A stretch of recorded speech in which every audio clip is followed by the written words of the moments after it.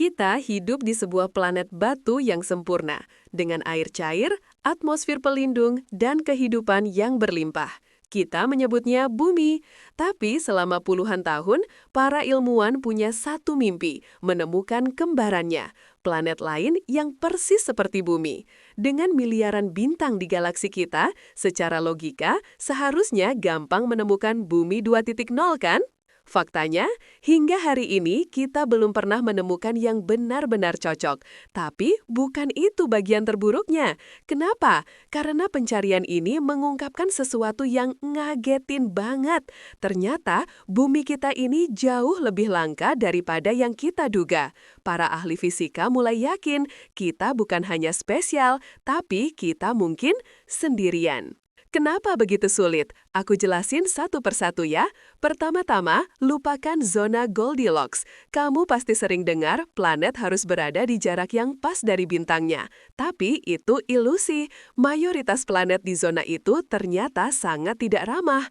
Ada banyak planet yang mengorbit di zona itu, tapi mereka disebut super Earths. Ukurannya terlalu besar, gravitasinya luar biasa, sampai-sampai atmosfernya menjadi super tebal. Jadi air nggak akan pernah bisa mengalir di permukaannya. Itu bukan bumi kembar, itu neraka bertekanan tinggi. Kebanyakan bintang di galaksi kita adalah bintang katai merah. Mereka kecil dan zona layak huninya sangat dekat dengan bintangnya. Akibatnya, planet yang mengorbit di sana akan terkunci secara pasang surut, alias tidally locked. Bayangkan ini, satu sisi planet selamanya menghadap bintang, jadi ia terbakar jadi gurun magma. Sementara sisi lainnya selamanya gelap dan membeku. Nggak ada siang dan malam, nggak ada musim, nggak ada kehidupan yang kita kenal. Jadi, berada di zona Goldilocks saja tidak cukup, teman-teman. Itu hanya prasyarat termudah. Ada faktor lain yang membuat bumi sangat-sangat istimewa. Hipotesis Rare Earth.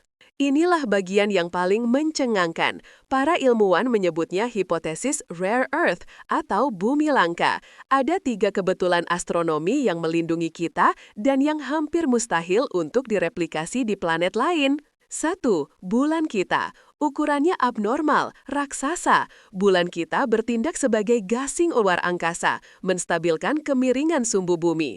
Tanpa bulan raksasa itu, bumi akan terhuyung-huyung seperti gasing yang kehabisan tenaga, menyebabkan perubahan iklim yang ekstrim dan tak terduga. Selamat tinggal peradaban. 2. Lempeng tektonik. Ini rahasia pemeliharaan iklim. Lempeng yang bergerak di bawah kita mengatur kandungan karbon dioksida di atmosfer, menjaga suhu bumi tetap nyaman dalam waktu yang sangat lama. Tanpa lempeng tektonik, kita mungkin akan menjadi Mars yang beku atau Venus yang mendidih. Ngeri kan? 3. Si raksasa pelindung, Jupiter. Planet gas raksasa itu berfungsi sebagai penyapu ruang angkasa. Karena gravitasinya yang besar, Jupiter menarik atau melontarkan sebagian besar komet dan asteroid berbahaya sebelum mereka mencapai kita. Jadi, kalau bukan karena dia, mungkin kita akan kena hantaman asteroid setiap hari dan dinosaurus nggak akan jadi satu-satunya yang punah. Jadi, kita sudah tahu betapa langkanya bumi sejati. Tapi, anggaplah planet kembaran itu benar-benar ada di luar sana. Kenapa kita belum menemukannya? Ini dia masalahnya. Bayangkan kamu mencoba mencari seekor lalat kecil yang melintas di depan lampu sorot raksasa, dan kamu melihatnya dari jarak 1000 km. Itulah yang terjadi saat kita menggunakan metode paling umum untuk mencari eksoplanet, yaitu metode transit. Metode transit bekerja hanya jika planet itu kebetulan melintas tepat di depan bintangnya dari sudut pandang kita di bumi. Kalau lintasannya meleset sedikit saja ke atas atau ke bawah, teleskop kita tidak akan pernah mendeteksi penurunan hayal bintang itu.